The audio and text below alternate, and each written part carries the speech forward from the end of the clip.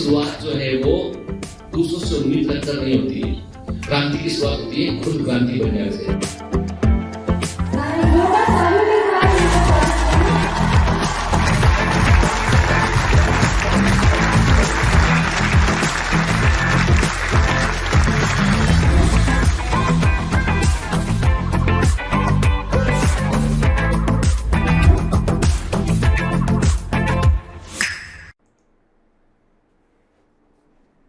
Hello commandos, welcome to Biomentors classes online. I am doctor Gitendra Singh और हम पढ़ रहे हैं बेटा मॉलिक्यूलर बेसिस ऑफ इनहेरिटेंस। तो अभी तक हम जो है काफी कुछ जान चुके हैं। इसमें हम देख चुके हैं ट्रांसक्रिप्शन क्या होता है, उसमें इनिशिएशन क्या होता है, इलॉन्गेशन क्या होता है और टर्मिनेशन क्या होता है। ठीक है, आपके लिए मेरे पास कुछ क्वेश्चन है जो आप मुझे बताएंगे। आप बताएंगे मुझे, देखो सबसे पहले तो आपको क्वेश्चन के आंसर करने पड़ेंगे, तब हम आगे बढ़ेंगे, है ना बेटा।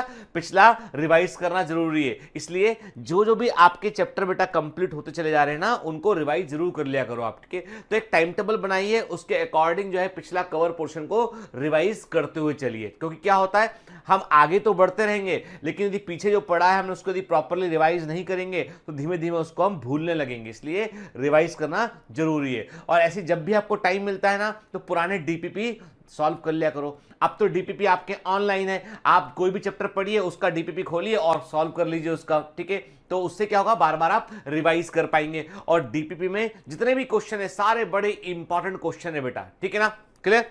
चलिए, तो आज का क्वेश्चन ये है कि आपको बताना है what is included in a transcription unit. के एक ट्रांसक्रिप्शन यूनिट में क्या शामिल होता है, एक ट्रांसक्रिप्शन यूनिट में क्या शामिल होता है। कि what is included in a transcription unit, एक ट्रांसक्रिप्शन यूनिट में क्या शामिल होता है। कि फिर आप बताएंगे what is the role of sigma factor, what is the role of sigma factor and rho factor in transcription. के आप बताएंगे मुझे कि ट्रांसक्रिप्शन में सिग्मा फैक्टर और रो फैक्टर का क्या रोल होता है। What is the role of sigma factor and rho factor in transcription, और ट्रांसक्रिप्शन यूनिट में क्या क्या शामिल होता है। क्लियर, ठीक है। चलिए, तो मैं आपसे पहले भी मैंने आपसे कहा था बेटा कि ये पूरा का पूरा चैप्टर जो है आपको ऐसे मानकर चल रहा है कि आप जो है वो एक स्टोरी को जानने की कोशिश कर रहे हैं कि डीएनए काम कैसे करता है। याद रखिए, दिस इज द स्टोरी जो सच है, और ऐसी स्टोरी जो हमारे जीवन का एक प्रकार से हम समझ लीजिए कि जीवन को कंट्रोल करने का काम कर रही होती है। ठीक है, एंड जीन्स हमारे जो है वो सब कुछ कंट्रोल में रखते हैं। ठीक है, तो चलिए, तो पिछली क्लास में हमने बात की थी बेटा ट्रांसक्रिप्शन के ऊपर हमने बात किया था। तो हमने देखा था इनिशिएशन क्या होता है, इलॉन्गेशन क्या होता है और टर्मिनेशन क्या होता है, कैसे आरएनए पॉलीमरेज काम करता है। फिर मैंने आपसे कहा था बेटा कि जो एचएनआरएनए होता है वो जब एक्चुअल आरएनए में कन्वर्ट होता है तो उस दौरान उसमें कैपिंग होता है, उसमें स्प्लाइसिंग होता है और उसमें पॉलीएडाइलेशन होता है। आपको एक क्वेश्चन का और उत्तर देना है, आपको बताना है कि जब एमआरएनए में, जब एचएनआरएनए में पॉलीएडाइलेशन होता है, इसको हम बोलते हैं टेलिंग। क्या बोलते हैं हम, टेलिंग बोलते हैं। ठीक है, इसमें कुल कितने एडेनिन न्यूक्लियोटाइड जोड़े जाते हैं, कुल कितने एडेनिन न्यूक्लियोटाइड इसमें ऐड किए जाते हैं। मैं बताया हुआ उसको, कि आपने ध्यान से सुना नहीं है तो अलग अलग बात है, पर मैंने बताया हुआ आपको ये कि पॉलीएडाइलेशन में या टेलिंग के दौरान लगभग कितने एडेनिन न्यूक्लियोटाइड जो है वो टेल वाले हिस्से में जोड़े जाते हैं, आप मुझे ये बताएंगे। क्लियर, ठीक है। चलिए, तो हमने पिछली क्लास में स्प्लाइसिंग की प्रक्रिया को भी देखा था। हमने देखा था किस प्रकार से जो है वो एचएनआरएनए को में से हम इंट्रॉन को निकाल के बाहर करते हैं, एक्सॉन को आपस में जोड़ते हैं और वहां पर स्प्लाइसियोसोम जो है वो इन्वॉल्व होता है। क्लियर, वो भी हमने क्लियर किया था। ठीक है, और मैंने आपसे कहा था स्प्लाइसोसोम जो होता है वो एक फिल्म एडिटर के समान काम करता है, यानी एक लंबे एचएनआरएनए में से वो इंट्रॉन को निकाल के बाहर करता है और काम के सीक्वेंस को एक्सॉन को आपस में जोड़ देता है। ठीक है, तो एक्सॉन, इंट्रॉन, स्प्लिट जीन, ये सारा कॉन्सेप्ट हमारा एकदम से क्लियर है। ठीक है, चलिए, आज हम बात करेंगे बेटा बड़ी इंपॉर्टेंट इशू पर बात करेंगे, हम बात करेंगे म्यूटेशन पर। देखो, मैं क्लियर कर दूं आपको, म्यूटेशन को हम डिटेल में विस्तार से पढ़ेंगे हम जेनेटिक्स के अंदर, है ना। अब चूंकि क्या किया हमने बायोमोलिक्यूल्स कवर किया और उसके बाद हमने मॉलिक्यूलर बेसिस ऑफ इनहेरिटेंस को ले लिया हमने। तो अभी जेनेटिक्स वाला हिस्सा हम इस चैप्टर को पूरा करने के बाद शुरू करेंगे। क्लियर। तो म्यूटेशन का जो डिटेल है कि जो है वो क्रोमोसोमल एब्रेजन क्या होते हैं, ठीक है ना, ठीक। फिर हम बात करेंगे कि पॉइंट म्यूटेशन क्या होते हैं, कि जो है हम पढ़ेंगे ट्रांजिशन म्यूटेशन, ट्रांसवर्स म्यूटेशन क्या हो, ट्रांसवर्जन म्यूटेशन क्या होते हैं। फिर इसके अलावा हम बात करेंगे बेटा जो है वो जीनोमेटिक म्यूटेशन, यूप्लॉइडी, पॉलीप्लॉइडी क्या होता है। तो ये सारी टर्मिनोलॉजी मैं बताऊंगा आपको जेनेटिक्स में, जब हम principles of inheritance and variation पढ़ेंगे तब हम उस पर बात करेंगे। क्लियर, ठीक है। तो अभी घबराने की कोई आवश्यकता नहीं, अभी इतना समझ लीजिए कि यहां पर हमारा पर्पस ये है कि डीएनए के सीक्वेंस में आने वाला कोई परिवर्तन जो है क्या असर डाल सकता है जीव के ऊपर के। तो एक बात दिमाग में डाल लीजिए कि म्यूटेशन का मतलब होता है सडन जेनेटिक चेंजेस। कि यदि हम वर्ड यूज करते हैं म्यूटेशन, हिंदी वर्ड इसका होता है उत्परिवर्तन, ठीक है, ठीक है। हिंदी वर्ड ज्यादा स्पष्ट वो कहता है कि अचानक से होने वाला परिवर्तन के। तो mutation is the sudden genetic changes in the genotype के। तो ये क्या होते हैं, ये होते हैं सडन जेनेटिक चेंजेस, ठीक है, इन दी जेनेटिक मेकअप, ठीक है, अनुवांशिक ढांचे में या जीनोटाइप में होने वाले अकस्मात परिवर्तन जो होते हैं उनको हम म्यूटेशन कहते हैं। तो mutations are the sudden genetic changes in the genetic makeup. के हर जीव के पास अपना खुद का एक जेनेटिक मेकअप होगा।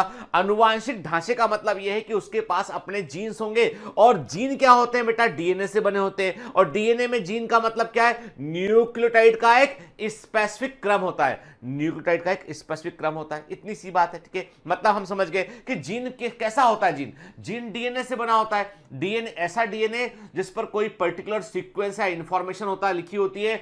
जो इंफॉर्मेशन एक पर्टिकुलर सीक्वेंस के द्वारा लिखी गई होती है उसको हम जीन कहते हैं, है ना बेटा। मतलब gene is a part of DNA that is having a particular message and inform the message present in the DNA. DNA में सूचनाएं किस रूप में होती हैं, तो हमें मालूम है डीएनए में सूचनाएं जो होती है वो नाइट्रोजन बेस न्यूक्लियोटाइड के सीक्वेंस के आधार पर होती हैं, और उन्हीं सूचनाओं को एमआरएनए कॉपी करता है, उन्हीं पर जो है वो प्रोटीन बनता है। क्लियर। तो हम इतना जानते हैं कि म्यूटेशन का मतलब यह है कि जीन में आने वाला या डीएनए में आने वाला परिवर्तन। अब देखो बेटा जीन कैसा होता है, हम कहते हैं क्रोमोसोम, एक क्रोमोसोम है।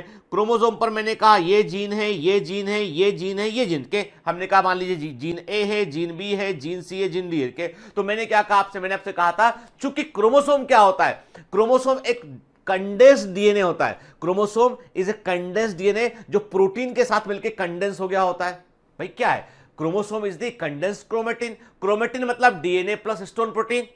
कंडेंस किया आपने, क्रोमोसोम बन गया। क्रोमोसोम में नॉन हिस्टोन प्रोटीन भी शामिल होते हैं। क्लियर। अब क्रोमोसोम पर जीन का जो अरेंजमेंट होता है वो होता है लीनियर, एक रेखा में, लाइन से होता है। क्योंकि देखो हमने कहा ना ये एक लंबा डीएनए मॉलिक्यूल, ये एक लंबा डीएनए मॉलिक्यूल है, ठीक है, ये एक लंबा डीएनए मॉलिक्यूल है। इस लंबे डीएनए मॉलिक्यूल में मैंने कहा आपसे ये हिस्सा एक जीन है, ये हिस्सा एक जीन है, ये हिस्सा एक जीन है, ठीक है। इस लंबे डीएनए मॉलिक्यूल को आपने क्या किया, आपने से कंडेंस कर लिया, आपने से कंडेंस कर लिया। अब आपका जीन कहां गया, ये वाला जीन यहां आ गया, ये वाला जीन यहां आ गया, ये वाला जीन यहां आ गया। भाई ये भी तो कंडेंस हो गया।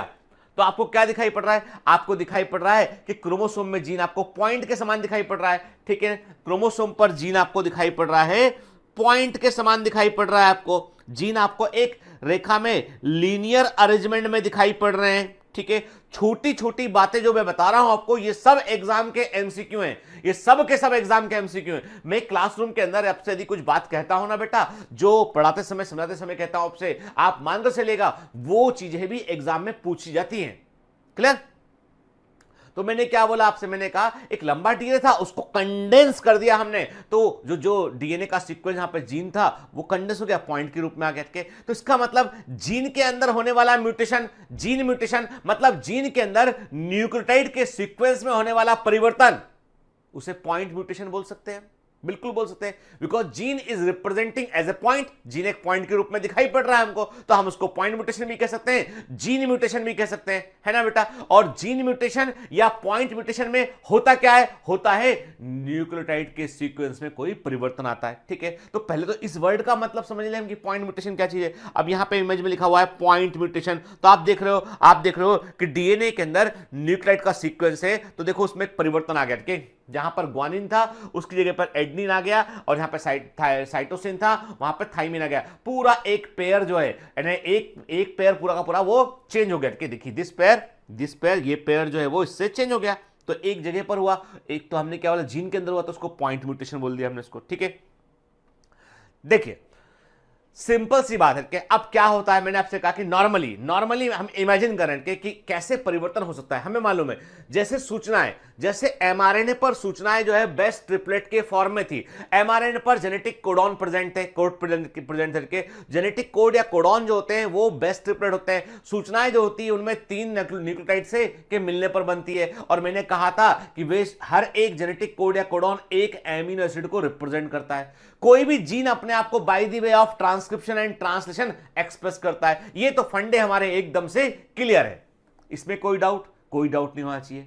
ठीक है बेटा, तो जैसे सूचनाएं एमआरएनए पर हैं वैसे ही सूचनाएं डीएनए पर होंगी, तभी तो वो डीएनए को सीधा सीधा कॉपी करता है एमआरएनए। भाई एमआरएनए क्या है, एमआरएनए तो केवल कॉपी किया डीएनए को और कुछ नहीं किया उसने। ठीक है ना, तो हमने क्या कहा, हमने कहा कि डीएनए पर जो है वो सूचना लिखी हुई है। मान लो मैंने आपसे कहा डीएनए पर लिखा हुआ है एटीजी, जब इस पर एमआरएनए बना तो complement rule of best pairing को फॉलो करते हैं, तो क्या बन गया ये यूएसी इज दी एमआरएनए, और ये कोड जो है वो टायरोसिन एमिनो एसिड को कोड करता है। दिस कोड, ये कोड टायरोसिन एमिनो एसिड को कोड करता है। क्लियर? ठीक है, अब ध्यान से बात सुनो, क्या हुआ ये कि एक म्यूटेशन हुआ, और ये म्यूटेशन कहां हुआ, ये म्यूटेशन हमने क्या किया, हमने कहा ये म्यूटेशन यहां पर हो गया, इस पॉइंट यानी थर्ड पोजीशन पर ये म्यूटेशन यहां पर हो गया। ग्वानिन की जगह पर एडनिन आ गया। अब जेनेटिक कोड क्या हुआ, अब यहां पे एटीजी की जगह एटीए हो गया, एमआरएनए पर सीक्वेंस आ गया यूएयू आ गया। अगेन अब यहां पर इंटरेस्टिंग बात यह कि यहां पर म्यूटेशन हुआ लेकिन सेल को मालूम भी नहीं चल पाया, क्योंकि जो यूएसी था वो टायरोसिन का जेनेटिक कोड था और यूएयू भी टायरोसिन का जेनेटिक कोड था। इसको क्या बोला हमने, इसको बोला हमने साइलेंट जीन म्यूटेशन। उत्परिवर्तन तो हुआ लेकिन मालूम नहीं चल पाया। ठीक है, उत्परिवर्तन तो हुआ पर मालूम नहीं चल पाया, क्योंकि सेम एमिनो एसिड का दूसरा कोड बन गया वहां पर, तो प्रोटीन नॉर्मल बना। ठीक है, अब मान लो ऐसा होता, म्यूटेशन यहां पे हुआ एटीसी, ठीक है, ये सी आ गया। अब इसकी बजाय क्या बन गया, कोड क्या बन गया, यूएजी बन गया। अब क्या हुआ, अब प्रॉब्लम ये हो गया कि जो यूएजी है ये किसी भी एमिनो एसिड को कोड नहीं करता है, ये तो स्टॉप सिग्नल कोडॉन है, नॉनसेंस कोडॉन है, ये तो चेन टर्मिनेटिंग कोडॉन है। जैसे ही इसको राइबोसोम पड़ेगा, राइबोसोम की दोनों सब यूनिट अलग अलग हट जाएंगी, प्रोटीन का बनना रुक जाएगा, तो इसका मतलब प्रोटीन इनकंप्लीट बनेगा। जैसे ही इस सीक्वेंस को पढ़ लिया जाएगा, प्रोटीन का बनना रुक जाएगा। जहां पर भी ये सीक्वेंस प्रेजेंट होगा उसके आगे काम नहीं हो पाएगा, तो ये तो प्रॉब्लम हो गई। तो मतलब इसे क्या बोल दिया हमने, इसे बोल दिया हमने nonsense mutation, nonsense gene mutation का ऑलरेडी एक बार बताया हुआ है मैंने आपको। ठीक है ना, क्लियर? अब क्या हुआ, अब यहां पर जो है वो एक चीज होगी, अब म्यूटेशन हुआ यहां पे, तो एटीजी की बजाय यहां पर ए की जगह पे जी आ गया, ये म्यूटेशन हुआ। भाई म्यूटेशन हुआ मतलब कुछ चेंज हो गया, परिवर्तन हो गया पे। अब क्या हुआ, अब जो कोड बना वो सीएसी कोड बना है हमारे पे, जो हिस्टिडीन को कोड करता है। एक्चुअली में जो ओरिजिनल प्रोटीन चेन थी उसमें टायरोसिन एमिनो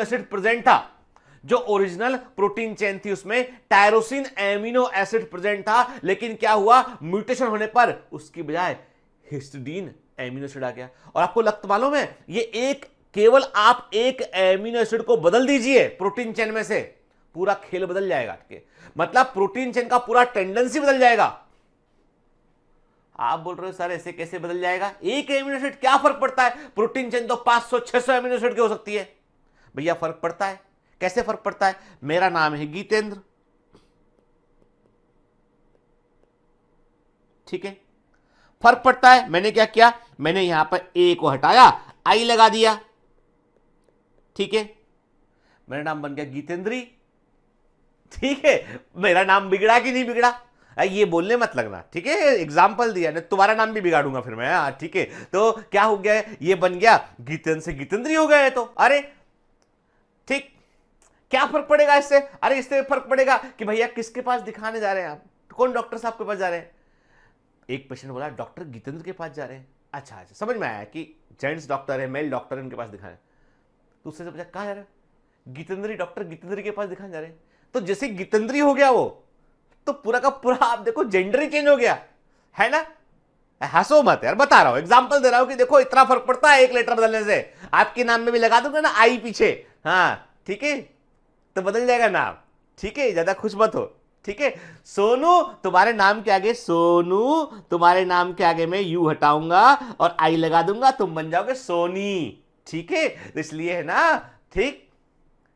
तो क्या बताया मैंने आपसे, कहा कि इससे एक न्यूक्लियोटाइड को चेंज कर देने भर से एक एमिनो एसिड बदल गया। उसके बदलने से क्या हुआ कि जो है, अब देखो बेटा, हर प्रोटीन चेन की अपनी एक कैरेक्टरिस्टिक होती है। जैसे आप एक एमिनो एसिड चेंज करोगे, प्रोटीन चेन की प्रवृत्ति, टेंडेंसी, एक्शन उसका बदल जाएगा।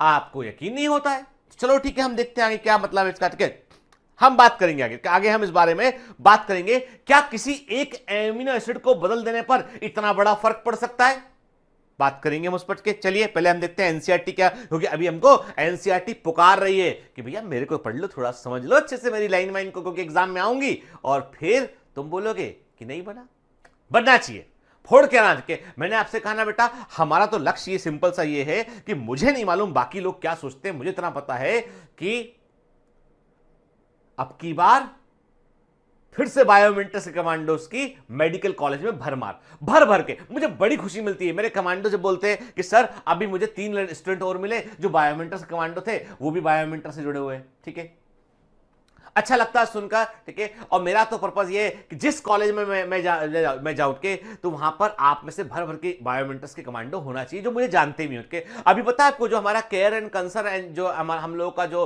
सोशल इनिशिएटिव है, वो सभी कॉलेज के अंदर उसके स्टूडेंट के, मतलब हम कुछ भी करेंगे हम पूरे पैन इंडिया कर सकते हैं, पूरे इंडिया में एक साथ कर सकते हैं हम, क्योंकि हर कॉलेज में हमारे बच्चे प्रेजेंट है, कि हमारे कमांडो प्रेजेंट है, और हर कमांडो, हर स्टूडेंट जो है वो इतना अच्छा है, वो दिल से कोशिश कर रहा है कुछ अच्छा करने के लिए। अमूमन मेरे को तो ऐसा लगता है कि अमूमन दुनिया में लोग अच्छे होते हैं, अच्छे लोगों को अच्छे लोग मिलते हैं, जुड़ते चले जाते हैं, और जो भी संघर्ष करते हैं, जो मेहनत करते हैं, वहां तक पहुंचते हैं, वे अमूमन अच्छे ही होते हैं, ठीक।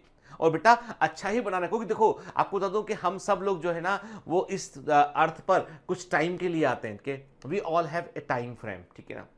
उसमें हम कितना इंपैक्ट छोड़ जाते हैं समाज में, that is very important thing के। हम कितने लोगों के जीवन को प्रभावित करते हैं, वो इंपॉर्टेंट चीज के। हम कितने लोगों का अच्छा कर सकते हैं, ये इंपॉर्टेंट चीज के।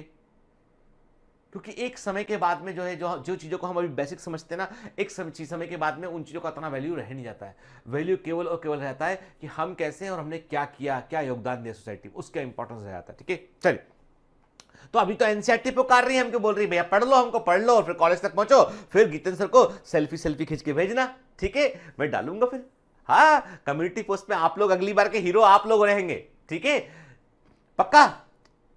चलिए, है ना, आप सब लोग कई सारे बच्चों को इंस्पायर करेंगे, रोल मॉडल बनेंगे, ठीक है। मैंने क्या कहा आपसे, क्या लिखा है, mutation and genetic code, the relationship between genes and DNA are best understood by mutation studies के। देखो बेटा, साफ सी बात के, यानी हम जीन और डीएनए पर यदि हम कुछ न्यूक्लियोटाइड सीक्वेंस को चेंज कर देते हैं, तो उससे प्रोटीन का पूरा प्रकार बदल जाता है, everything going to be change के। और ये सबसे अच्छा एविडेंस है कि जीन और डीएनए कितना इन्फ्लुएंस रखते हैं, कितना इंपैक्ट रखते हैं सेल की पूरी मेटाबॉलिज्म में, पूरी फिजियोलॉजी के अंदर, कैसे कंट्रोल करते हैं जेनेटिक कैरेक्टर को वो, ठीक है। Effects of large deletion and rearrangement in a segment of DNA are easy to be comprehend के। अब देखो सिंपल सी बात है, वो बोल रहा है आपसे कि एक बड़ा डीएनए मॉलिक्यूल है, उसमें से कोई बड़ा हिस्सा काट के अलग कर दिया आपने, तो उससे आपका काम अफेक्ट होगा, आप समझ सकते हैं बात के। आप जो है वो रीअरेंजमेंट डीएनए के कोई बड़े सेगमेंट को आपने थोड़ा आगे पीछे कर दिया, उससे भी आपको जो है वो एक्टिविटी में असर दिखाई पड़ेगा। लेकिन जब हम बात करते हैं केवल और केवल एक नाइट्रोजन बेस के बदल जाने की, केवल हम जो है वो एक नाइट्रोजन बेस के बदल जाने की बात करते हैं, तो उस तरह के पॉइंट म्यूटेशन में क्या होता है, that is very important thing के it may result in loss or gain of the gene, so a function के the effect of point mutation will be explained here, कि यहां पर हम बात करेंगे केवल पॉइंट म्यूटेशन के। तो नंबर 1 पहला क्वेश्चन तो ये बनता है कि what is the point mutation. हम बोलते हैं in point mutation occurs within the gene, के पॉइंट म्यूटेशन जीन के अंदर होते हैं, ठीक है, जिसमें कि न्यूक्लियोटाइड का सीक्वेंस में, कि न्यूक्लियोटाइड सीक्वेंस जो है वो बदल जाता है, ठीक है ना, क्लियर। इतना याद रखिएगा, पॉइंट म्यूटेशन जीन के अंदर होते हैं, विथ इन द जीन होते हैं, जिसमें कि न्यूक्लियोटाइड सीक्वेंस में परिवर्तन आता है, ठीक है। और इसका सबसे अच्छा उदाहरण है sickle cell anaemia. Sickle cell anaemia, ठीक है, it is the best example of it, ठीक है। सिकल सेल एनीमिया में क्या होता है, नॉर्मल हमारी आरबीसी कैसी होती है, वो बाइकॉन्केव होती है, ठीक है, स्फेरिकल होती है, तो हमने क्या बोला, बाइकॉन्केव होती है, गोलाकार स्फेरिकल दिखाई दे रही स्क्रीन में नॉर्मल आरबीसी के। नॉर्मल आरबीसी जो है वो हमारे जो है वो कैपिलरी में से और हमारे ब्लड वेसल में इजीली फ्लो करती है, ठीक है। जो सिकल सेल एनीमिया होता है उसमें आरबीसी का शेप बिगड़कर जाता है, वो सिकल शेप का आता है, हंसियाकार जाती है, ठीक है, हाफ मून समान या सिकल समान दिखाई पड़ती है। और इंटरेस्टिंग बात ये कि ये जो आरबीसी सिकल आरबीसी होती है, जब ये ब्लड में बहती है तो कई बार ये फंस जाती है। कई बार क्या होता है, ये आपस में एक दूसरे के ऊपर जमा होकर ये क्या करती है, ये ब्लड फ्लो को ये ब्लॉक कर देती है, जिसके चलते जो है कई बार गम जो है वो बड़ी समस्याओं का सामना करना पड़ता है, ठीक है। और सिकल सेल आरबीसी जो होती है उसके अंदर चूंकि हीमोग्लोबिन कंटेंट भी कम होता है, तो नॉर्मली यदि हम बात करें कि जो है वो ऑक्सीजन ट्रांसपोर्टेशन में इट इज नॉट बेटर, ये बेहतर प्रकार से काम नहीं कर पाती है, ठीक है। अब क्वेश्चन ये उठता है कि सिकल सेल एनीमिया हुआ तो क्यों हुआ, यानी आरबीसी का शेप कैसे बदल गया। नंबर एक बड़ी इंपॉर्टेंट बात है कि आरबीसी के शेप का, यदि हम बात करें, आरबीसी का शेप डिसाइड होता है बेसिकली हीमोग्लोबिन से। अब इंटरेस्टिंग बात क्या, आप देखिए जो हीमोग्लोबिन है, यदि हीमोग्लोबिन के अंदर प्रोटीन चेन में कुछ परिवर्तन आ जाएगा ना तो आरबीसी का शेप बिगड़ जाएगा, ठीक है। सोच लीजिए आपके मतलब क्या लिखा बेटा इसमें, लिखा कि sickle cell is caused by a mutation in the haemoglobin beta gene, ठीक है।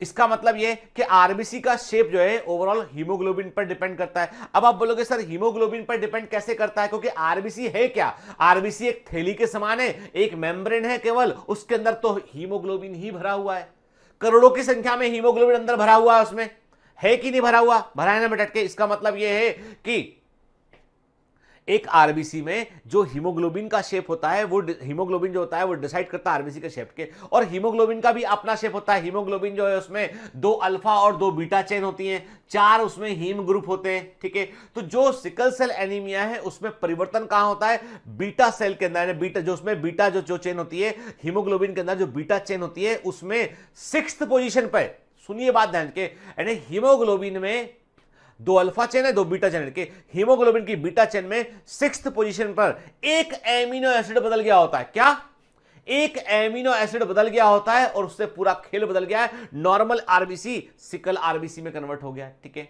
और आपको बता दूं मैं, हीमोग्लोबिन के जो बीटा चेन है उसको बनाने की इंफॉर्मेशन क्रोमोसोम नंबर 11 पर होती है। क्या लिखा है देखो, ये जो है ये वेरी वेरी आईएमपी, आपको एनसीईआरटी में नहीं मिलेगा, आपको नोट करना है इसको के। Sickle cell is caused by mutation in the haemoglobin के, सिकल सेल जो होती है वो हीमोग्लोबिन में म्यूटेशन कारण बनती है। बीटा जीन को बेटा हम क्या बोलते हैं, हीमोग्लोबिन बीटा जीन, एचबीबी जीन बोलते हैं इसको, हीमोग्लोबिन बीटा जीन बोलते हैं। और ये जीन कहां रहता है, ये जीन होता है, this gene is located on the short arm of chromosome 11 के, this is the question that may ask in the NEET examination and AIIMS, ठीक है ना, इंपॉर्टेंट पॉइंट के। तो क्रोमोसोम नंबर 11 की शॉर्ट आर्म मतलब पी आर्म, शॉर्ट आर्म में हमको ये देखने मिलता है कि it controls the production of the protein haemoglobin, ये प्रोटीन हीमोग्लोबिन के प्रोडक्शन को जो है कंट्रोल करता है, ठीक है।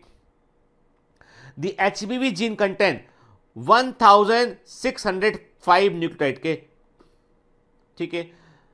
जो हीमोग्लोबिन की बीटा चेन का जो जीन होता है उसमें 1605 न्यूक्लियोटाइड बेस पेयर होते हैं, ठीक है, क्लियर। और haemoglobin and the haemoglobin gene is a sequence of the 5 haemoglobin gene is a sequence of 535 amino acid, क्या क्लियर, ठीक।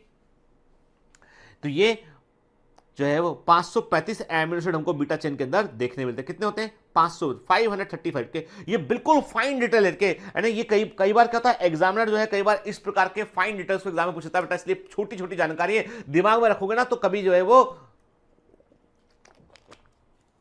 इनको दिमाग में रखेंगे बेटा तो कभी एग्जाम में कुछ चीज बाउंस नहीं करेगी, ठीक है ना, है ना। तो देखो अब मैंने क्या कहा आपसे, मैंने कहा कि जो हीमोग्लोबिन की बीटा चेन है उसको बनाने वाला जीन क्रोमोसोम नंबर 11 की शॉर्ट आर्म में होता है। ये जीन जो है वो 1605 न्यूक्लियोटाइड लंबा होता है और 535 एमिनो एसिड से बनी हुई बीटा चेन होती है। कि अब परिवर्तन कहां हुआ, ए चेंज इन वन न्यूक्लियोटाइड, देखिए केवल एक न्यूक्लियोटाइड में एक परिवर्तन है, ठीक है, causes a single amino acid in the protein to change, glutamic acid is replaced with glutamic acid जो है वो उसको हम वैलिन से रिप्लेस करते हैं बेटा, और उससे क्या होता है कि सिकल ट्रेट आता है, लाइसिन गलत लिखा है कि वैलिन से रिप्लेस आता है वो, ठीक है। देखिए क्या हुआ, नॉर्मली हम देखो ये ग्लूटामिक एसिड का कोड है, ये वैलिन से रिप्लेस हो गया के। नॉर्मली हमने क्या देखा, नॉर्मली डीएनए में क्या होता है बेटा, नॉर्मली डीएनए में सीक्वेंस होता है जो है वो डीएनए का सीक्वेंस ये था बेटा, ठीक है, इसको नॉर्मली डीएनए का सीक्वेंस ये था, इसको एमआरएनए ने कॉपी किया, ठीक है बेटा, और ग्लूटामिक एसिड जो है वो नॉर्मल प्रोटीन बनाया इसने, लेकिन जब म्यूटेशन हुआ यहाँ पे, क्या म्यूटेशन हुआ बेटा, सीटीसी की जगह पे यहाँ पे एडनिन आ गया, म्यूटेशन हो गया यहाँ पे, तो अब कोड क्या बना, जीयूजी कोड बना जो कि वैलिन का कोड था, तो इससे म्यूटेंट प्रोटीन बन गया। तो नॉर्मल आरबीसी जो है वो होगी नॉर्मल प्रोटीन में, और म्यूटेंट प्रोटीन में क्या होगी, वो होगी सिकल सेल आरबीसी होगी, ठीक है। और देखो परिवर्तन क्या हुआ, केवल एक, मतलब सोचिए डीएनए में जो है वो केवल 6th जो कोड था, यानी डीएनए में जो 6th मैसेज था उसमें सीटीसी के बजाय सीएसी हो गया वो, ठीक है। तो एमआरएनए में जीएजी के बजाय जीयूजी हो गया कोड के, ग्लूटामिक एसिड से वैलिन का कोड बन गया, इतने में जो है वो आरबीसी का शेप बिगड़ गया पूरा, ठीक है। ये सब कुछ कहां हुआ, ये छठे एमिनो एसिड के 6th एमिनो एसिड की पोजीशन पे ऐसा हुआ, ठीक है। देखो क्या लिखा है एनसीईआरटी में, A classical example of point mutation is a change of single base pair in the gene for beta globin chain that results in the change of amino acid residue glutamic acid to valine.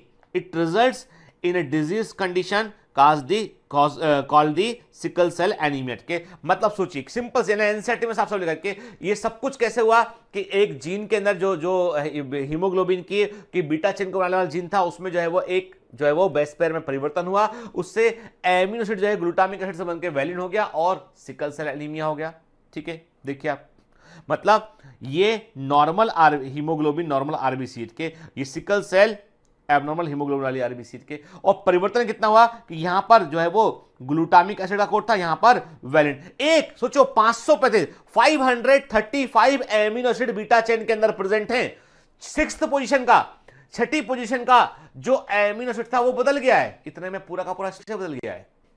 तो you can, आप अंदाजा लगा सकते हैं कि हर amino acid कितना unique होता है, every code and every amino acid is very unique for a protein chain, उसको बदल देने पर पूरा काम बदल जाता है, ठीक है, ठीक। Effects of point mutation that insert और delete a base in structural gene can be better understood by the following simple example. अब देखो इन्होंने एक एग्जांपल दे रखा है कि अब मैं इतना सा बोलता हूं कि इनका जो एग्जांपल है उससे बेहतर ये सिंपल सी बात हम करते हैं कि what is the meaning of the frame shift mutation. हम बात करते हैं कि क्या होता है फ्रेम शिफ्ट म्यूटेशन के। देखो बेटा सिंपल सी बात यह है कि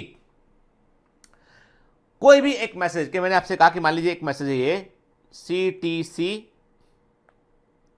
AGC CGA TCGA, ठीक है, मान लो मैंने आपसे कहा अब ये एक डीएनए है, ठीक है, डीएनए पर ये मैसेज के, तो मैंने क्या कहा, इसको मैसेज को पढ़ा, हमने कहा ये मैसेज है CTC AGC CGA TCG and so on, ये एक्चुअल मैसेज के डीएनए पर लिखा हुआ है ना, क्योंकि हमें मालूम है 3-3 के सेट में होता है, क्लियर।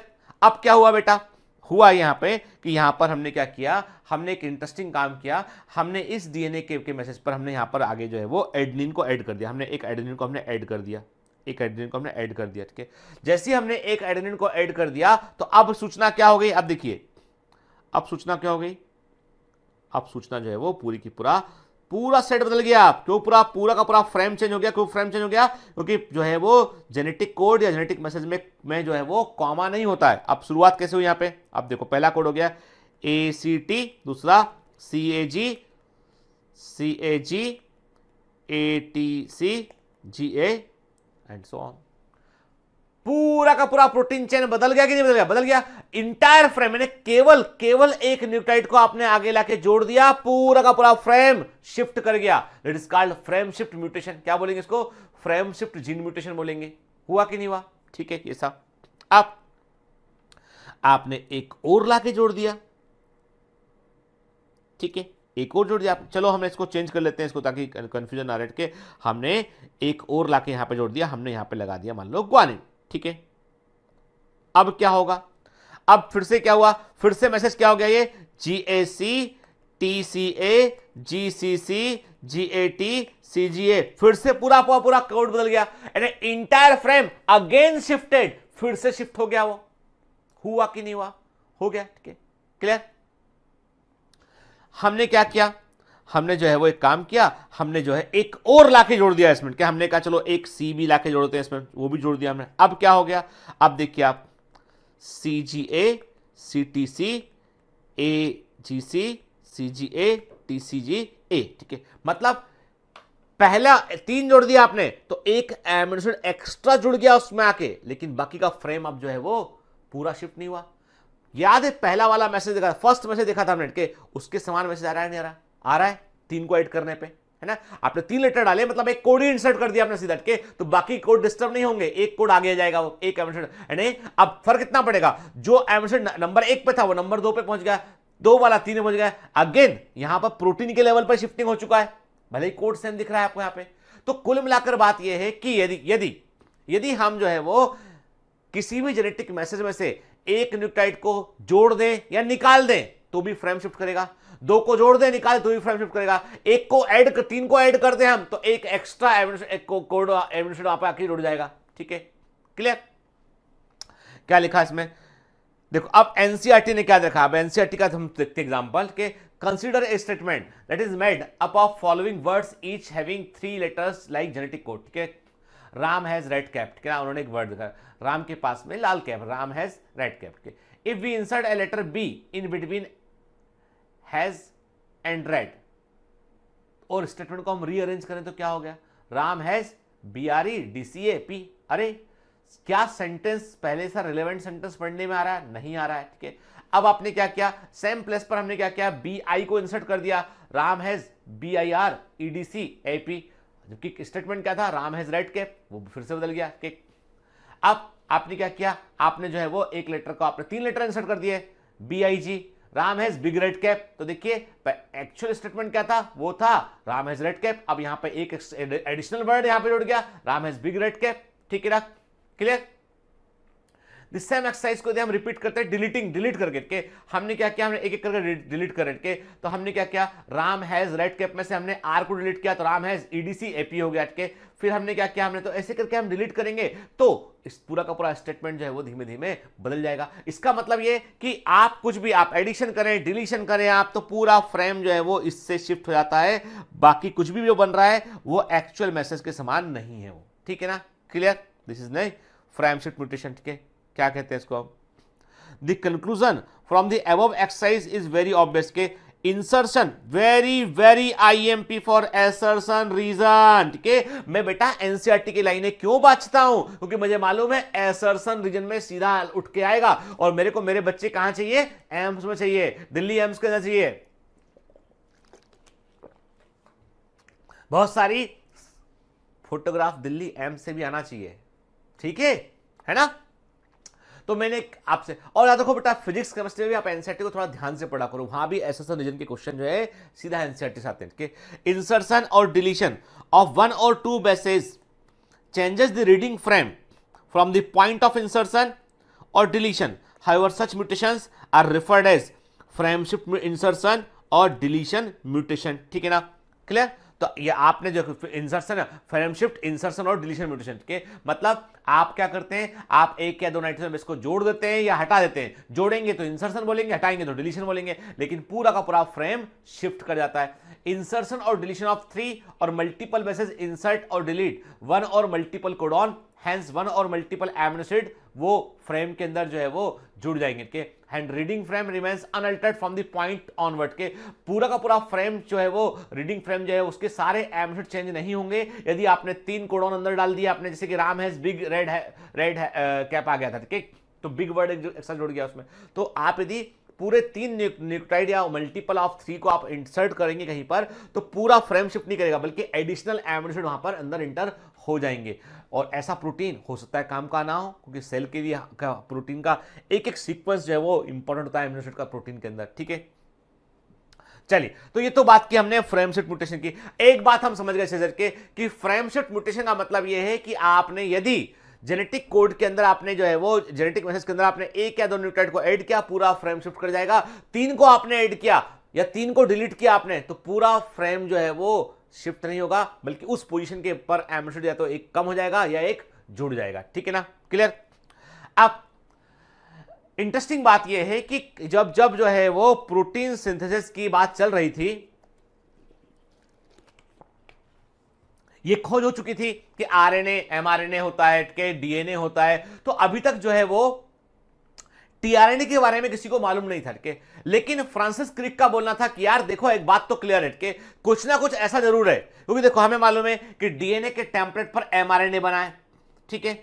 एमआरएनए राइबोसोम के पास जाएगा और राइबोसोम जो है वो प्रोटीन चेन को बनाएगा, एमिनो एसिड को जोड़ेगा आपस में और एमिनो एसिड को आपस में जोड़ेगा और पेप्टाइड बॉन्ड मार के प्रोटीन चेन को बनाएगा। तो क्रिक का कहना था कि कोई ना कोई ऐसा होना चाहिए साइटोप्लाज्म के अंदर, कोई ना कोई ऐसा होना चाहिए जो एमआरएनए को पढ़ सकता हो, जो एमिनो एसिड को जान सकता हो, तभी वो वहां पर एमिनो एसिड को लेकर आएगा। क्योंकि एमिनो एसिड जो होते हैं उनके पास कोई ऐसा स्ट्रक्चर नहीं है, कोई ऐसा उनके पास में जो है वो डिवाइस नहीं है जिससे कि वो एमआरएनए के कोडॉन को पढ़ सकें।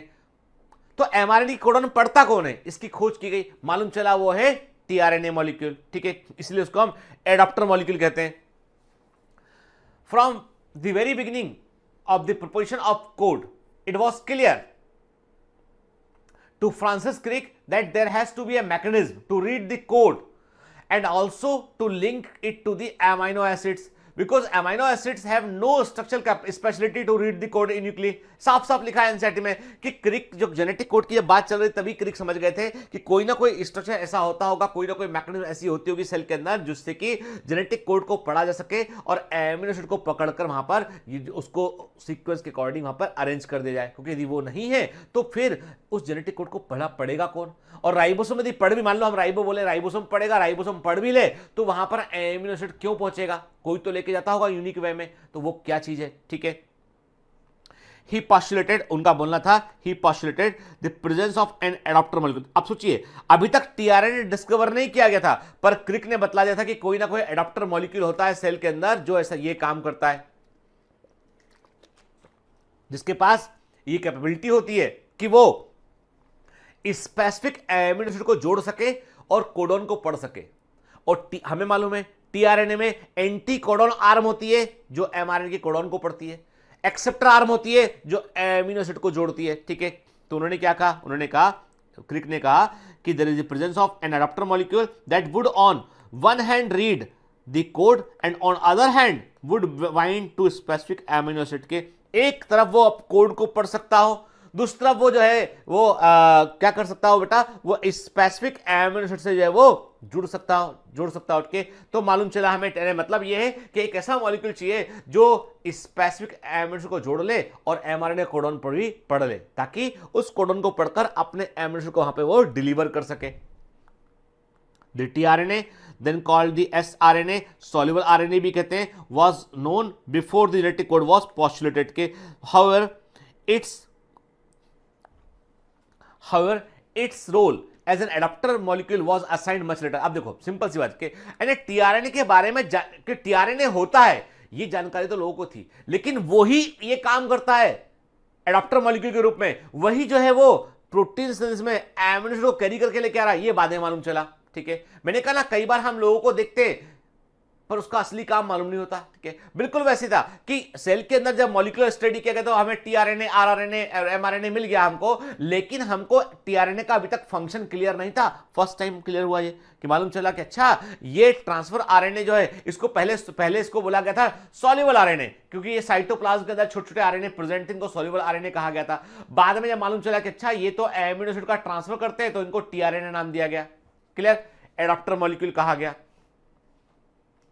tRNA has an anticodon loop that has bases complementary to the code के। tRNA में anticodon loop होती है जो कि कोडॉन की कॉम्प्लीमेंट्री होती है। It also has an amino acid acceptor end to which it bind to amino acid। और हमने tRNA का स्ट्रक्चर अच्छे से पढ़ा हुआ है, हमने क्लोवर लीफ मॉडल को देखा हुआ है के, क्लियर? कई बच्चे कंफ्यूज हो गए कि 1965 सर एक स्लाइड में था, एक में 68 था। भैया 1965 में क्लोवर लीफ मॉडल दिया गया है, 1968 में नोबेल प्राइज मिला उसके लिए, ठीक है, दोनों ईयर सही है वो, ठीक है।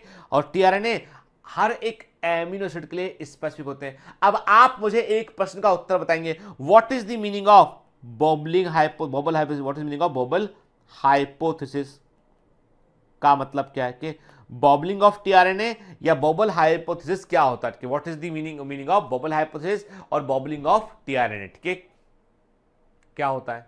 क्लियर? देखिए, अब फॉर इनिशिएशन, क्या इनिशिएशन?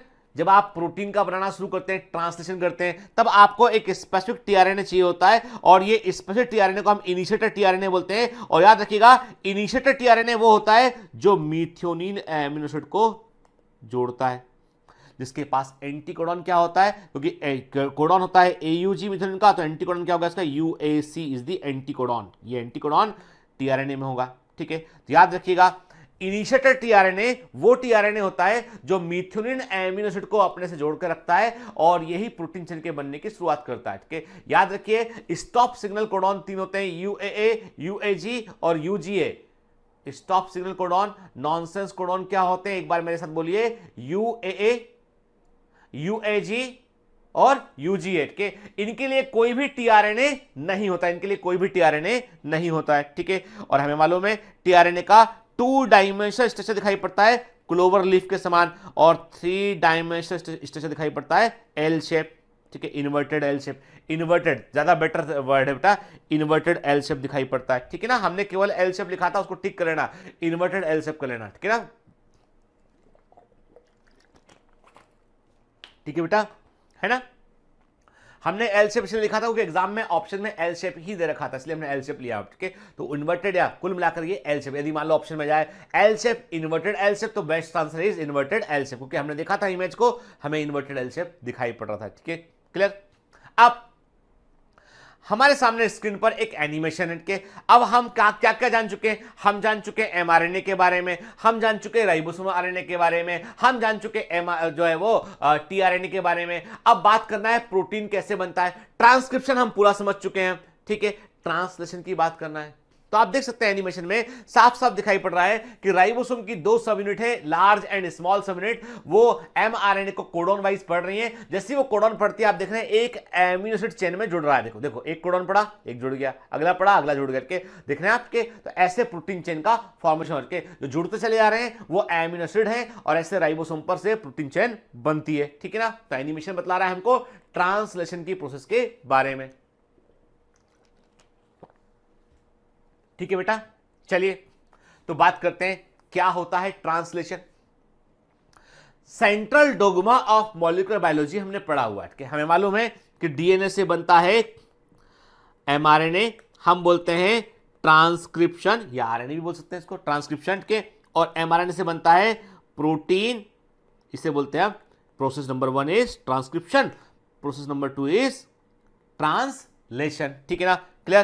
तो ट्रांसलेशन का मतलब क्या होता है? The process of polymerization of amino acid to form a polypeptide के। बिल्कुल सही डेफिनेशन के कि what is the meaning of protein synthesis या ट्रांसलेशन। अरे भाई, इसका सिंपल सा मतलब है एक पॉलीपेप्टाइड चेन को बनाने के लिए आपको एमिनो एसिड का बहुलकीकरण करना है, उनके बीच में आपको पेप्टाइड बॉन्ड को बनाना है, और जैसे मोतियों को जोड़कर एक माला बनती है, वैसी एमिनो एसिड जैसे मोतियों को जोड़कर आपको एक माला या प्रोटीन या पॉलीपेप्टाइड चेन को तैयार करना है, ठीक है। इंटरेस्टिंग बात यह है कि every polypeptide chain is having a unique amino acid sequence। Her polypeptide chain में अपना स्वयं का एक यूनिक एमिनो एसिड क्रम होता है, और that is decided by the mRNA, genetic code of the mRNA के। और जेनेटिक कोड को डिसाइड कौन करता है? वो डीएनए, ठीक है। In the order and sequence of amino acid are defined by the sequence of bases in the mRNA के। तो मतलब एमआरएनए पर जिस सीक्वेंस में जेनेटिक कोड या कोडॉन प्रेजेंट होंगे, उसी सीक्वेंस में आपको पॉलीपेप्टाइड चेन के अंदर एमिनो एसिड देखने मिलेंगे। यदि एमआरएनए पर पहला कोड AUG है तो पहला एमिनो एसिड मीथ्योनिन, एमआरएनए पर अगला कोड CCC है, दूसरा एमिनो एसिड प्रोलीन, क्लियर। तीसरा कोड UUU है तो तीसरा एमिनो एसिड फिनाइलएलनिन। तो जो कोड है उसी के करस्पॉन्डिंग जो है एमिनो एसिड हमको देखने मिलेगा यहां पे, ठीक है, clear. The amino acids are joined by bond, bond को क्या बोलते हैं हम? पेप्टाइड बॉन्ड कहते हैं, CONH बॉन्ड, याद आया कि नहीं आया? ठीक है, क्या बोलते हैं? पेप्टाइड बॉन्ड होता है, ठीक है, और पेप्टाइड बॉन्ड को बनाने के लिए हमें एनर्जी की जरूरत रिक्वायरमेंट होती है। Therefore in the first phase itself amino acids are activated in the presence of ATP and linked to their cognate tRNA. देखो, a process commonly called charging of tRNA or amino acylation of tRNA to be more specific। क्या बोलना चाहता है वो?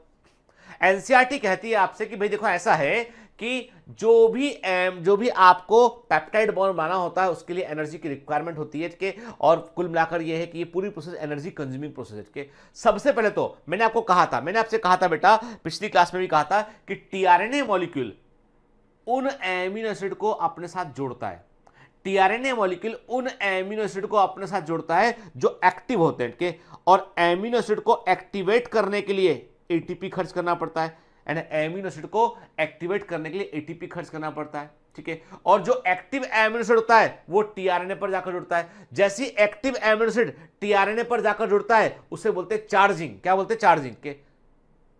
और उस process को हम एमाइनो एसाइलेशन भी कहते हैं। अब ये एमाइनो एसाइलेशन क्यों कहते हैं हम अभी आगे देखेंगे लेक्चर में कि why it is also called the amino acylation, बात करते हैं हम आगे, ठीक है ना।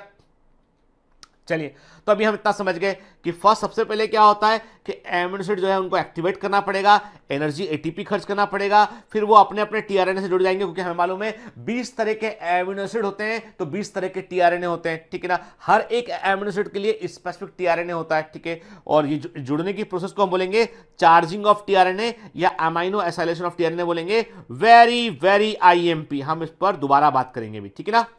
अभी पहले हम एनसीईआरटी में क्या लिखा उसको देखते हैं, फिर हम इसको डिकोड करेंगे इस पूरी कहानी को हम, ठीक है। If two such charge tRNA are brought close to enough, the formation of peptide bond between them would be favoured energetically के। अब देखो वो कहता है आपसे कि दो ऐसे चार्ज टीआरएनए जिनके पास में एक्टिवेटेड एमिनो एसिड प्रेजेंट हो, के यदि दो ऐसे टीआरएनए जिनके पास में एक्टिवेटेड एमिनो एसिड प्रेजेंट हो उन्हें चार्ज टीआरएनए बोलेंगे। जब पास पास में आते हैं तो पेप्टाइड बॉन्ड बनाने के लिए सबसे बेहतर कंडीशन होती है, उनके पास हाई एनर्जी होती है और उस एनर्जी का यूज वो क्या करते हैं? पेप्टाइड बॉन्ड को बनाने में करते हैं, ठीक है ना। The presence of catalyst would enhance the rate of peptide bond formation के, और ये कैटलिस्ट क्या है? ये होता है पेप्टिडिल ट्रांसफेरेज, ठीक है, जो कहां पर होता है? जो राइबोसोम की लार्ज सब यूनिट में होता है, बड़ी उप इकाई में होता है, ठीक है। अब राइबोसोम क्या काम करता है? राइबोसोम की लार्ज सब यूनिट के पास में पेप्टिडिल ट्रांसफेरेज होता है जो कि कैटलिस्ट के रूप में काम करता है इन पेप्टाइड बॉन्ड को बनाने के लिए। और ribosome is behaving like a scaffold, एक आधारशिला के रूप में काम करता है राइबोसोम, जिसके ऊपर टीआरएनए पास पास आ जाते हैं, जैसे पास पास पहुंचते हैं उनके बीच में पेप्टाइड बॉन्ड बन जाता है, ठीक है। Clear? The cellular factory responsible for synthesising protein is the ribosome. The ribosome consist of structural RNA, जो कि जिन्हें हम राइबोसोमल आरएनए बोलते हैं, ठीक है, and the 80 different type of protein, अलग अलग तरह के प्रोटीन में पाए जाते हैं, ठीक है ना। क्लियर? राइबोसोम में डिटेल में पढ़ा भी हुआ है।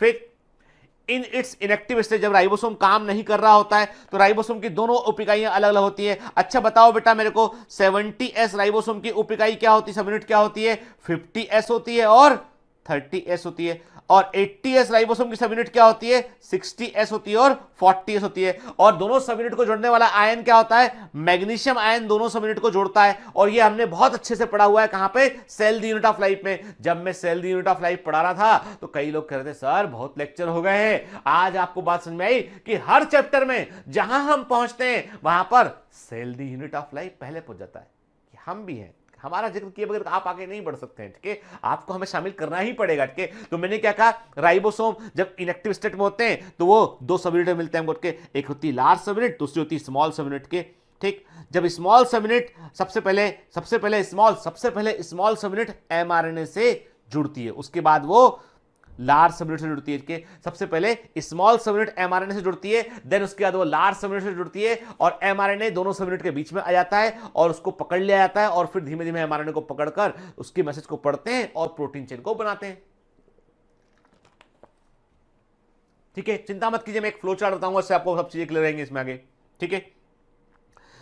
There are two sides in the large subunit में दो जगह होती है सीट के, वेरी वेरी इंपॉर्टेंट के, this is important assertion reason में आया हुआ ऑलरेडी क्या, there are two sides in the large subunit for subsequent amino acid to bind to and thus to close enough to each other for the formation of the peptide bond के। याद रखिए अरे जो large subunit होती है उसमें दो side होती है, एक तरफ क्या होता है बेटा एमिनो एसिड एंटर करता है, टीआरएनए एंटर करता है और दूसरी तरफ से बाहर निकलता है क्या, पी और ए साइड बोलते हैं उसको हम के। तो हमने क्या कहा आपसे, हमने कहा there are two sides of the large subunit for subsequent amino acid to bind to and thus be close enough to each other for the formation peptide bond के। और दोनों पर्पस ये होता है कि कुल मिला के दोनों टीआरएनए को, जो चार्ज टीआरएनए को पास लाया जाए जिससे कि उनके जो एक्टिव एमिनो एसिड उनके बीच में पेप्टाइड बॉन्ड बन सके के। और इस समय क्या होता है राइबोसोम के अंदर, मैंने कहा था बेटा आपसे, जो पेप्टिडिल ट्रांसफरेज होता है,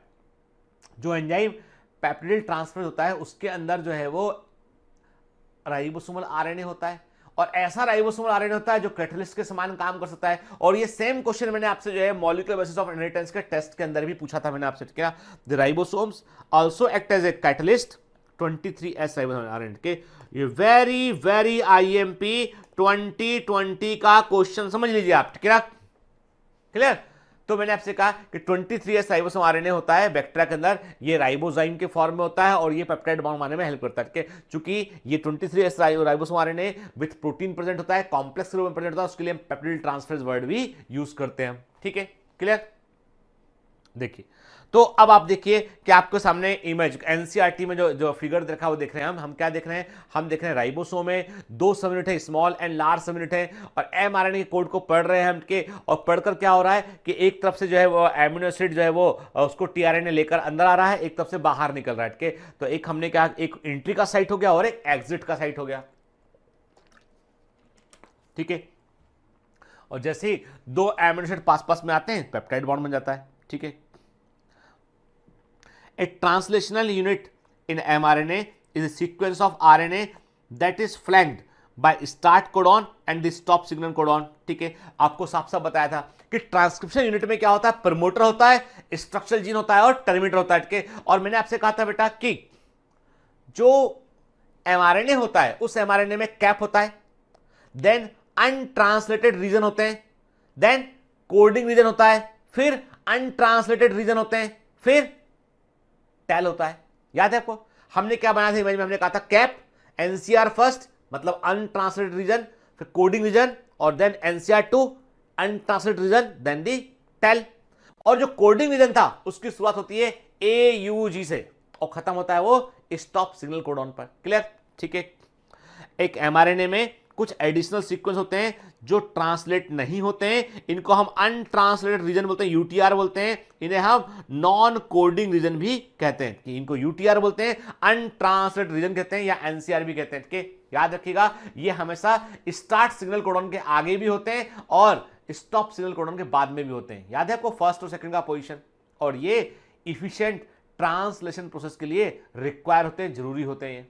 ठीक है, फॉर इनिशिएशन के ट्रांसलेशन की शुरुआत करने के लिए the ribosome bind to the mRNA at the start codon that is recognised only by the initiator tRNA के। मैंने आपसे कहा ना बेटा जो इनिशिएटर टीआरएनए होता है वो क्या है, वो टीआरएनए जो मिथुनिन एमिनो एसिड को कैरी करता है वो इनिशिएटर टीआरएनए सबसे पहले वो आएगा यहां पे के। तो हमने क्या कहा कि जैसे ही राइबोसोम एमआरएनए पर AUG को पढ़ता है तो इनिशिएटर टीआरएनए वहां पर आता है और वहां से प्रोटीन का बनना शुरू होता है। The ribosome proceeds to the elongation phase of the protein synthesis के। फिर राइबोसोम धीमे धीमे कोड पढ़ता हुआ आगे मूव करता है और जो है वो प्रोटीन चेन बनती है। ठीक है, अब एनिमेशन को ध्यान से देखिए आप। ठीक है, ये एनिमेशन आपकी सारी बातें क्लियर कर रहा है बेटा कि कैसे जो होता है। देखो सबसे है ना, देखो है ना, पास आया ये बन गया। देखो पहला कोड क्या है, AUG and initiator codon, initiator tRNA आया है जिसके पास एंटीकोडॉन UAC है, मिथुनिन जुड़ा हुआ इससे। देखिए आप दूसरा कोड आया, उसके बाद दूसरे कोड को पढ़ा, जब जैसे दोनों पास में आए है ना, दोनों पास में आए तो क्या हुआ बेटा, पेप्टाइड बॉन्ड बन गया। देखो है ना, ठीक है, ठीक है, देख रहे हैं आप, देखो आप है ना। तो ये एनिमेशन साफ साफ बतला रहा है हमको कैसे जो है वो के बाद जुड़ते हैं। चलो इसको और आगे बढ़ाते हैं। लाइन से पढ़ते हुए आगे बढ़ रहे हैं। आप देखिए बढ़ते हुए आगे बढ़ रहे हैं और लगातार लगातार जो है वो एक के बाद एक टीआरएनए, एक के बाद एक टीआरएनए, जो भी कोडॉन पढ़ रहे हैं उसके एंटी कोडॉन के अकॉर्डिंग टीआरएनए कॉल हो रहा है यहां पे, और वो पास आ रहा है, और एक साइड से इंटर हो रहे हैं, एक साइड से बाहर हो रहे हैं, ठीक है, एंट्री एंड एग्जिट, ठीक है। और हम क्या देख रहे हैं, जैसे ही वो एमिनो एसिड पास पास में आते हैं उनके बीच पेप्टाइड बॉन्ड बन जाता है ना। देखिए आप देख रहे हैं, इट्स वेरी क्लियर कि कैसे जो है काम होता है इसमें, ठीक है। During this stage the complexes composed of an amino acid linked to tRNA subsequently bind to the appropriate codon in mRNA by forming complementary base pair with the tRNA anticodon के। सिंपल सी बात है, जैसे ये पूरा का पूरा complex बनता है, राइबोसोम जो है वो अटैच हुआ एमआरएनए पे और एक के बाद एक कोड को पढ़ना शुरू किया, इलॉन्गेशन शुरू हुआ उसका, तो एक के बाद एक टीआरएनए आएगा और जो टीआरएनए वहां पर जो है वो कोडोन से मैच करेगा, उस एंटीकोडॉन से मैच करेगा, एंटीकोडॉन के थ्रू कोडोन से मैच करेगा, वो अपना एमिनो एसिड छोड़ के आगे निकल जाएगा, ठीक है, clear. The ribosome moves from codon to codon along the mRNA. Ribosome देखा था भी एनिमेशन में, कोडोन टू कोडोन एमआरएनए पर मूव करता है। Amino acids are added one by one, translated into polypeptide sequence dictated by DNA. And ये sequence decide किसने किया था, डीएनए ने, क्योंकि डीएनए के मैसेज को लेके कौन आया था, एमआरएनए लेके आया था, ठीक है। At the end release factor, बाद में एक रिलीज फैक्टर आएगा जो स्टॉप कोडोन को पढ़ने के बाद आएगा यहां पे, और वो प्रोटीन का बनना रोक देगा, ठीक है, वो टर्मिनेट कर देगा ट्रांसलेशन को और कंप्लीट पॉलीपेप्टाइड को रिलीज कर देगा राइबोसोम से, और अब प्रोटीन चेन अलग हट जाएगा, ठीक है, राइबोसोम भी अलग अलग हो जाएगा, काम खत्म, ठीक है। देखिए आप, है देखिए पूरा एनिमेशन देखते हैं, एक के बाद एक के बाद एक, देखिए आप आया, ठीक है, अब देखते हैं, ठीक है, एक के बाद एक हम कोड को पढ़ते हुए आगे बढ़ रहे हैं और एमिनो एसिड आते चले, देखो जुड़ता चला जा रहा है, ठीक है ना।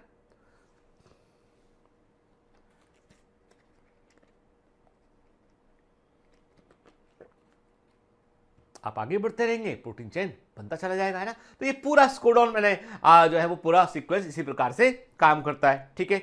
अब आप एक काम करो, ये तो हमने एनसीईआरटी के अकॉर्डिंग देखा था, अब आप थोड़ा सा मेरे अकॉर्डिंग देखो जो आपको मेडिकल कॉलेज में भी काम आएगा और हमेशा काम आएगा, और आपको भूलेंगे नहीं कभी आप उसको, ठीक है। क्योंकि देखो जैसे एनसीईआरटी में मैंने बताया ना कि पूरा मैंने क्यों, अब आप बोलोगे सर आपने एनसीईआरटी पहले क्यों बताया इस बार, क्योंकि मुझे मालूम है कि कई सारे क्वेश्चन में लैंग्वेज वही यूज करेंगे वो लोग के, तो वो हमने लैंग्वेज को समझने के पॉइंट ऑफ व्यू से हमने उसको यूज किया है। लेकिन अभी थोड़ा सा कॉन्सेप्ट क्लैरिटी के लिए और के लिए हम कुछ फ्लो चार्ट्स का भी यहाँ पे यूज करेंगे, देखिए देखो कुछ बड़ी इंपॉर्टेंट बात के, translation is a complicated process which involves several steps के। ट्रांसलेशन एक जटिल प्रक्रिया होती है जिसमें कई सारे पद इन्वॉल्व होते हैं, कई स्टेप उसमें इन्वॉल्व होते हैं, जैसे कि मैंने आपसे कहा, नंबर एक सबसे पहला होता है activation of amino acid, very very IMP, ठीक है।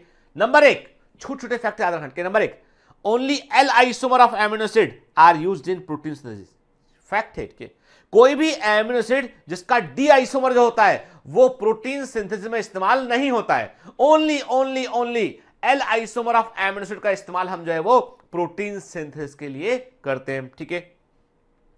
In protein synthesis only activated amino acid are used, protein बनाने में, प्रोटीन चेन के निर्माण में केवल एक्टिवेटेड एमिनो एसिड का ही इस्तेमाल किया जाता है के, और एमिनो एसिड के एक्टिवेशन के लिए हमको एटीपी का रिक्वायरमेंट होता है, for amino acid activation ATP, और enzyme aminoacyl tRNA synthesis का रिक्वायरमेंट होता है, ये इंपॉर्टेंट एंजाइम है बेटा, ठीक है।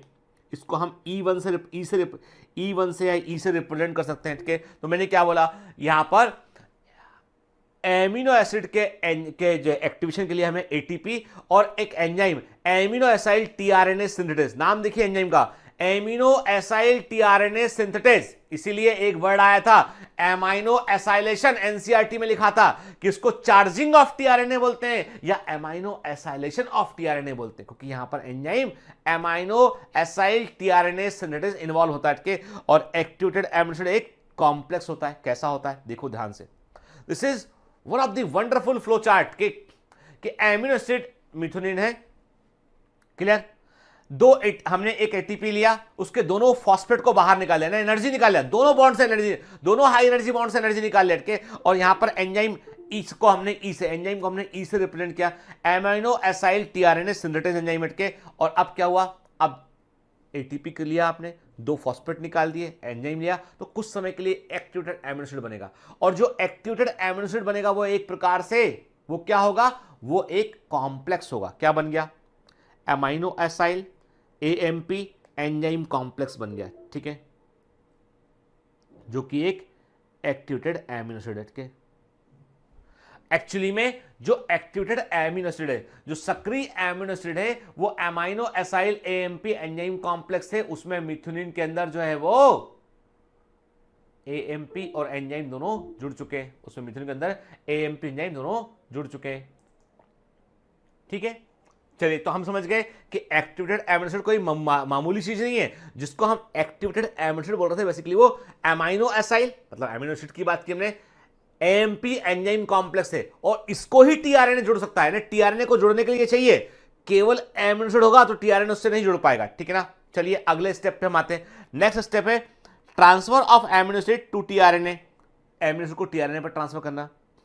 The tRNA takes only activated amino acid, tRNA केवल सक्रिय एमिनो एसिड को जो है वो लेता है, ठीक है।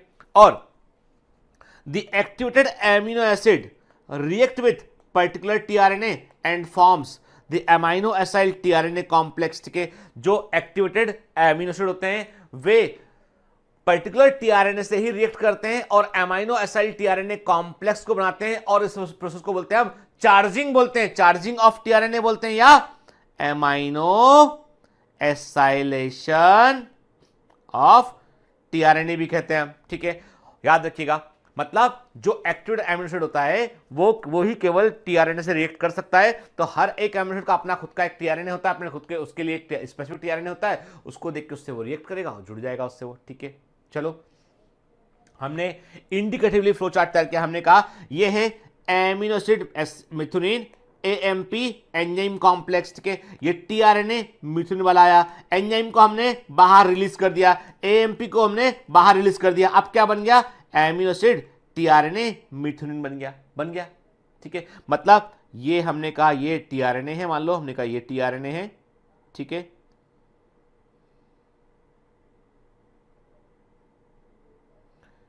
ठीक है, तो यहां पर मैंने कहा यहां पर ये जुड़ गया मिथुनिन, यहां पर ये मिथुनिन जुड़ गया 3 प्राइम, यहां पर ये मिथुनिन जुड़ गया, ठीक है। तो अब क्या बन गया, ये एमिनो एसाइल टीआरएनए कॉम्प्लेक्स बन गया ये, ठीक है। क्लियर, देखिए आप है ना, देखो हाँ एमिनो फाइनली हम यहां तक पहुंच गए ना, या चार्जिंग के बाद हमको ये कंडीशन दिखाई दे रही टीआरएनए पे, ठीक है ना। क्लियर, फिर नेक्स्ट, अब कैसे पॉलीपेप्टाइड बनने की शुरुआत होती है, कि इनिशिएशन ऑफ पॉलीपेप्टाइड सिंथेसिस, ठीक है। बोर तो नहीं लग रहा है यार, क्या पता चला कि आपने बोला कि सर ये ट्रांसलेशन पढ़ा रहे हो हमको तो ये बहुत ही बोर लग रहा है हमको, के तो बोर नहीं होना यार, क्योंकि देखो इसमें नंबर मिलेगा हमको, के मेरे को तो बड़ा मजा आ रहा है, कि मेरे को तो बहुत मजा आ रहा है पढ़ाने में, क्योंकि मेरे को जो है वो बोर नहीं लगता है, क्योंकि मुझे ऐसा लगता है कि हम कुछ ऐसा जान रहे हैं, ऐसा कुछ बता रहे हैं जो बड़ा यूनिक है। कि आपको पता है कई सारे एंटीबायोटिक ऐसे ही काम करते हैं, वो बैक्टीरियल ट्रांसलेशन को रोक देते हैं, बैक्टीरिया ट्रांसलेशन नहीं कर पाता है, या ट्रांसक्रिप्शन को रोक देंगे तो मर जाएगा वो। हमारी कई दवाएं, कई एंटीबायोटिक इस मेथड पे काम करती हैं, जानना जरूरी है, ठीक है। The initiation of polypeptide synthesis brought about by the amino acid methionine, ठीक है। First code of mRNA is always AUG, कभी कभी GUG होता है, ठीक है, but both code for the amino acid methionine के during the formation of protein synthesis unit, याद रखिए, ठीक है, हमेशा इंपॉर्टेंट है, एनसीईआरटी में भी मेंशन किया है इसको, कि जब भी कभी प्रोटीन सिंथेसिस की इकाई बनती है तो सबसे पहले स्मॉलर सब यूनिट, राइबोसोम की स्मॉलर सब यूनिट एमआरएनए से कंबाइन करती है और एमिनो एसिड मिथुनिन टीआरएनए कॉम्प्लेक्स से कंबाइन करती है। अब प्रश्न उठता है कि मिथुनिन ही क्यों, क्योंकि मिथुनिन के पास में वो उस तरह का अट्रैक्शन होता है जिसके चलते जो है राइबोसोम और एमआरएनए और मिथुनिन वाला टीआरएनए सब तीनों एक साथ आ पाते हैं इनके। तो जो पहला जो टीआरएनए होता है ना मिथुनिन, पहला टीआरएनए जिसके पास मिथुनिन होता है, जिसे हम इनिशिएटर टीआरएनए बोलते हैं, वो प्रोटीन सिंथेसिस यूनिट बनने के दौरान ही अंदर आ चुका होता है उसमें, ठीक है ना। क्लियर, ठीक है। तो firstly the smaller subunit of ribosome combined with the mRNA and the amino acid मिथुनिन tRNA complex, देखिए, ठीक है। आफ्टर उसके बाद लार्ज सब यूनिट जो है राइबोसोम का जुड़ेगा इससे और कंप्लीट राइबोसोमल सब यूनिट बनेगा, यूनिट बनेगा के। Now the protein machinery is ready for the synthesis of polypeptide chain, और इस समय कुछ इनिशिएटर फैक्टर काम करेंगे, कुछ स्पेसिफिक प्रोटीन काम करेंगे जो प्रोसेस में हेल्प करेंगे। देखिए अब इस फ्लो चार्ट को समझते हैं कि ये बड़ा जटिल लगता है ऐसे देखने के, लेकिन आपकी पूरी कहानी आपको इस बतलाता है। वो कहता है आपसे कि हमारे पास एमिनो एसिड मिथुनिन और टीआर, हमारे पास एमिनो एसिड मिथुनिन और टीआरएनए कॉम्प्लेक्स प्रेजेंट है, ठीक है। टीआरएनए में मिथुनिन जुड़ा हुआ है, ठीक है। अब एमआरएनए आया, राइबोसोम की स्मॉल सब यूनिट आई, 30 सब यूनिट आई, साथ में कुछ स्पेसिफिक प्रोटीन जिन्हें इनिशिएटर फैक्टर बोला वो प्रेजेंट थे। यहां पे कुछ मात्रा में हमको गुआनोसिन ट्राइफॉस्फेट की रिक्वायरमेंट होती है, मैग्नीशियम आयन की रिक्वायरमेंट होती है। अब क्या बन गया, 30S mRNA amino acid tRNA complex बन गया। अब राइबोसोम की बड़ी सब यूनिट आई, मैग्नीशियम आयन की रिक्वायरमेंट थी। याद रखिए यदि मैग्नीशियम आयन नहीं होगा तो प्रोटीन सिंथेसिस नहीं हो पाएगा, ठीक है ना। तो क्या बन गया, 70S mRNA amino acid tRNA complex बन गया। मतलब यहां पर ये कंप्लीट प्रोटीन बनाने वाली मशीन बन चुकी है। It is the complete machinery for the protein synthesis, ठीक है। अब आगे बढ़ते हैं, नेक्स्ट हम बात करते हैं इलोंगेशन ऑफ पॉलीपेप्टाइड चेन की।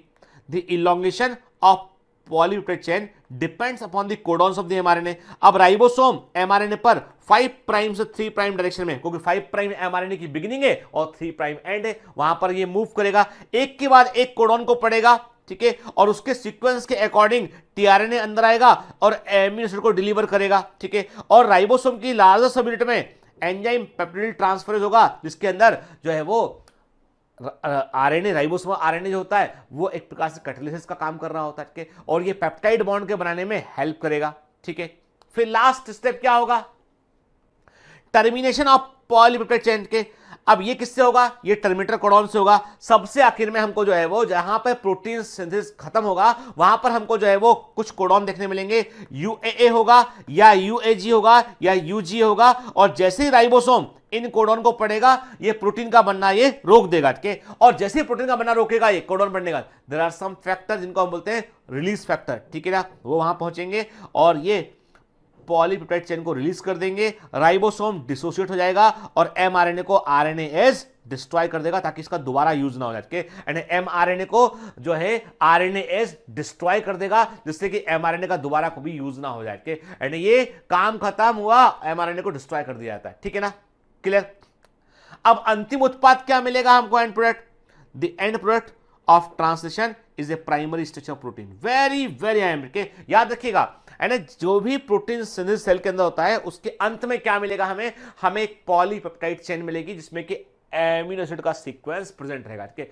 अब आपको यदि इसको मैं आपसे क्वेश्चन कर रहा हूं, आप आंसर करेंगे और आपको मालूम होना चाहिए, मैं ऑलरेडी बता चुका हूं, आपको बताना पड़ेगा कि जो प्रोटीन हमने यहां बनाया है इस प्रोटीन को यदि हमको टर्सरी स्ट्रक्चर में कन्वर्ट करना है, तृतीयक संरचना में टर्सरी स्ट्रक्चर में कन्वर्ट करना है, तो हमें क्या करना पड़ेगा, किस सेल ऑर्गेनेल की हेल्प लेनी पड़ेगी, कि which cell organelle will help this protein to convert into the tertiary structure, clear.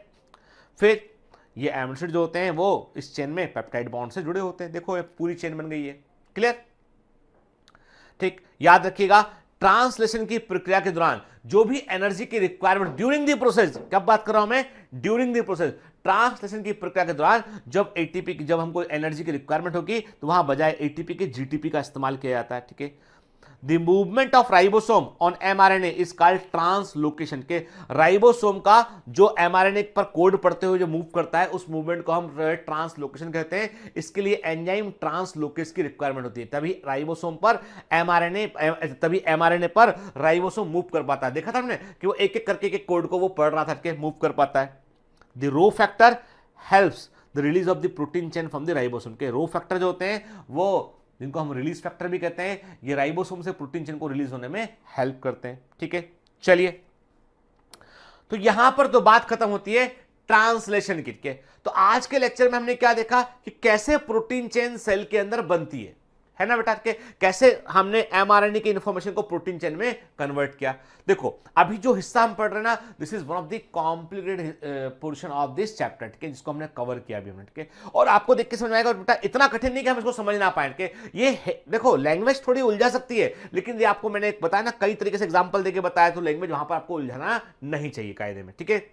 तो एक ही तरीका है, रिवाइज करें, पढ़ें, एमसीक्यू लगाएं, और प्लीज मैं बार बार कहता हूं फिर डीपीपी को मिस मत कीजिए, क्योंकि कारण ये कि मैं हम लोगों की पूरी टीम कई सारी बुक्स में से अच्छे अच्छे क्वेश्चन छाट के आपको एक साथ प्रोवाइड कर रही है। हम लोग आपको जो है चाहते हैं कि आप इतने एमसीक्यू लगा ले कि एग्जामिनर के पास स्कोप ही ना बचे नया क्वेश्चन क्या कहां से लगेगा। आपको देखो कई बच्चे बोलते हैं सर टेस्ट होता है, टेस्ट में कुछ क्वेश्चन रिपीट हो जाते हैं। अरे मैं क्या करूं तो क्या करूं, मैं आपको सारे एग्जाम के क्वेश्चन लगवा दिए, सारी अच्छी बुक के क्वेश्चन लगवा दिए, अब मेरे पास भी क्वेश्चन नहीं बचे। ऐसी एग्जामिनर के पास क्वेश्चन नहीं बचेंगे, वो 2 क्वेश्चन सोच के मन से लाएगा, 3 लाएगा, 80 क्वेश्चन तो वहीं से आएंगे, 85 क्वेश्चन तो वहीं से आएगा, और जो 3 क्वेश्चन सोच के लाएगा उसको फोड़ के आएंगे हम, ठीक है ना। तो इसलिए चिंता नहीं करना, है प्रैक्टिस मैक्सिमम एंड परफेक्ट के रोज रोज रोज रोज हम अपने आप को झोंक देते हैं, रोज रोज हम अपने आप को जो है पूरी शक्ति के साथ, पूरी एनर्जी के साथ लगा देते हैं कि हम अश्वमेध यज्ञ पे निकले, हम एक यज्ञ पे निकले जिसमें हम जीत कर दिखाएंगे, कि हम एक वॉर पे निकले जहां पे हमें जीतना है और हम शत्रु को कोई मौका देना नहीं चाहते हैं, और इसके लिए हम तपेंगे, तपस्या करेंगे हम और जीत कराएंगे। All the best.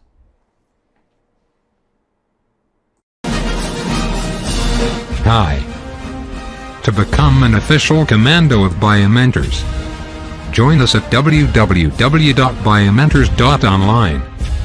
Here you can solve daily practice papers, an online test. You can download performance enhancement sheets. You can track your progress. You can interact with other fellow commandos. Join us and prepare yourself. It's a commando training for your success. Download Biomentors online app from Google Play Store.